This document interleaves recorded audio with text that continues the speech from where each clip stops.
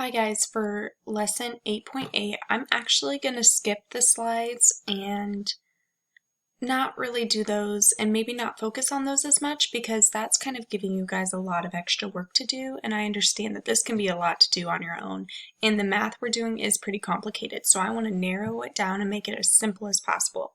So from now on, I'm just going to go over the step in and then do a few sample problems with you from the journal pages, okay?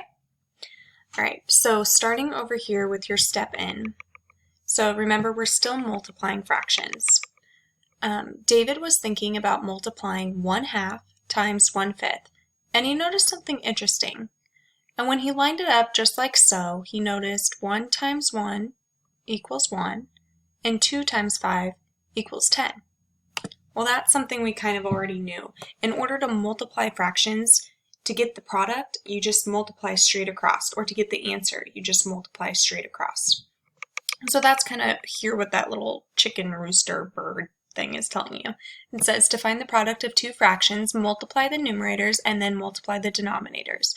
The two products form a fraction that shows the overall product. Okay?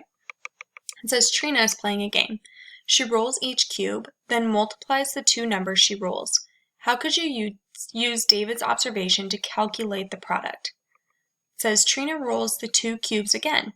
How would you calculate the product of her second roll?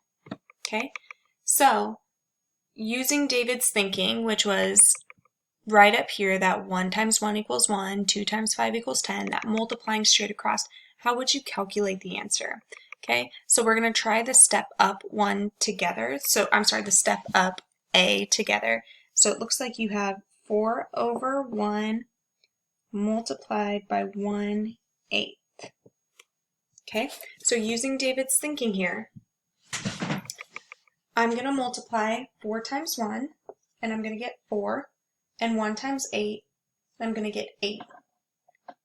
Okay, that's all it is. That's all it takes to multiply fractions. Yesterday you guys were maybe a little confused because you had to draw a picture to represent that, but today you don't have to. You just have to multiply straight across. So we got an answer of 4 over 8.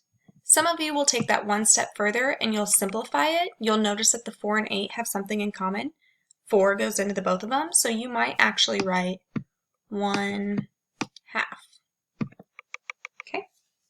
Alrighty. I'm not going to do B and C. I think you guys can certainly give that a try. But this part is going to be a little bit tricky because it says your teacher will give you 2 cubes. Roll the cubes and write the numbers you roll. Well, I don't have the cubes for you, so what I'm going to have you do instead is come up with your own fractions and multiply them together just as practice. So for instance, I'll do an example. I'm just going to come up with some on the top of my head. I'll do 2/3 multiplied by 1/8.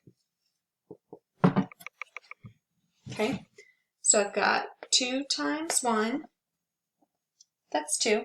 3 times 8, 24.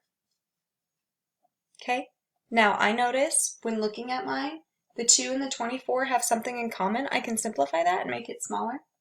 I notice it's going to be 1 and 12 because 2 can go into 24 12 times. So my answer is 1/12.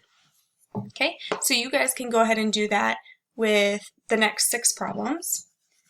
And then it's going to take it up a notch right here, and it's going to be a little bit trickier, and it's going to require a little more of a thought process.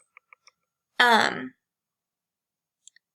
want you to do as best as you can and just kind of take your time and really think about what it's asking you to do. Okay? I'm fairly confident that you'll be able to do A on your own because all you're doing is multiplying straight across, but B might be a little more difficult because it says blank times 4 over 1 equals 8/5. Yikes! Some of you might be freaking out by now, but it's really not that hard. What I want you to do is ask yourself, what times 4 equals 8?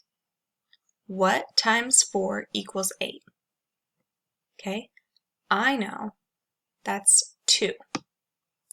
2 times 4 will get me 8. Okay, now the next one.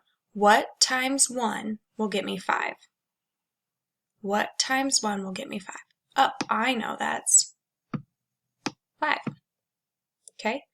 It's really not as hard as it seems. The same thing for this one right here.